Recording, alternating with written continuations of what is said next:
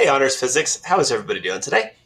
So I'd like to get you started with today's lesson. So we're going to be going into 4.9.20, and we're going to do a lesson today about circular motion. So let's go ahead and take a look at our assignment. So main thing you want to do today is open up the slideshow. Once you open up the slideshow, you're going to see our introduction slide here, and you'll see our agenda.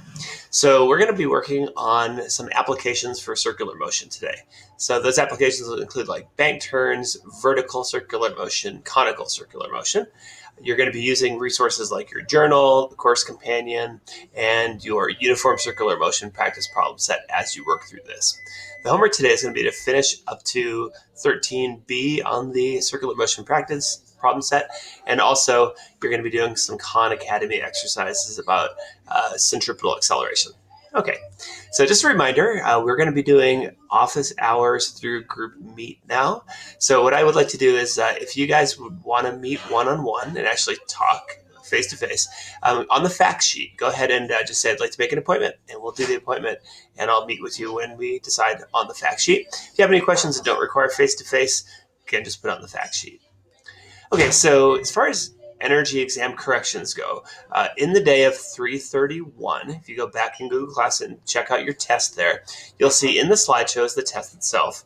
And in your particular assignment for that day, I went ahead and wrote your scores for that exam. So you can go ahead and do corrections on the exam. What you'd want to do is either use a comment and just like put your answers with your rationale as a comment in the page right next to the answers, next to the answers that I put for you guys. But then you could also link a Google Doc if you want. So that is an option right now. I will put that in the grade book if you want to do exam corrections.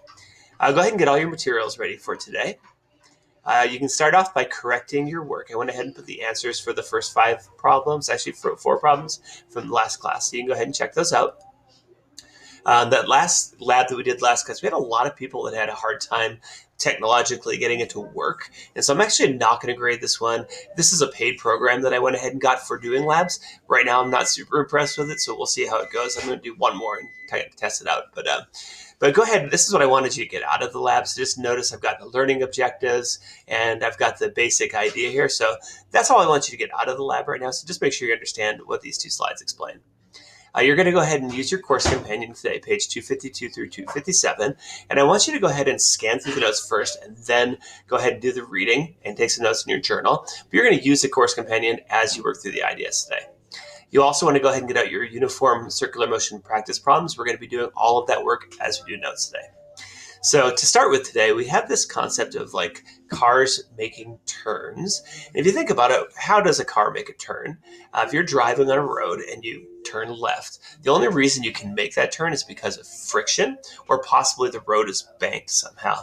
So we're going to look at our first example with like a friction turn.